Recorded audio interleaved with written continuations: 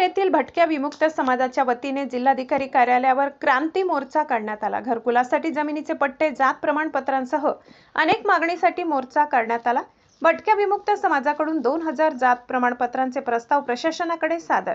2 ते 3 दिवसात निर्णय न झाल्यास तीव्र आंदोलनाचा इशारा। भटक्या विमुक्त समाज आक्रमक। भटका विमुक्त जाती जोडो अभियानाची हाक। विविध मागण्यांसाठी नंदुरबारात क्रांती मोर्चा। नंदुरबार येथील भटक्या विमुक्त जाती, भटक्या जमाती समाजाच्या विविध प्रलंबित मागण्यांसाठी भटक्या विमुक्त जाती जोडो अभियानाच्या वतीने क्रांती मोर्चा काढण्यात आलाय। घरकुलासाठी जमिनीचे पट्टे, जात प्रमाणपत्रांसह विविध मागण्या तातडीने मार्गी लावाव्या, त्या मागणीसाठी जिल्हाधिकारी कार्यालयावर मोर्चा काढत प्रशासनाला निवेदन देण्यात आले। यावेळी समाजाच्या वतीने जवळपास 2000 जात प्रमाणपत्रांचे प्रस्ताव जिल्हाधिकाऱ्यांकडे सादर करण्यात आले।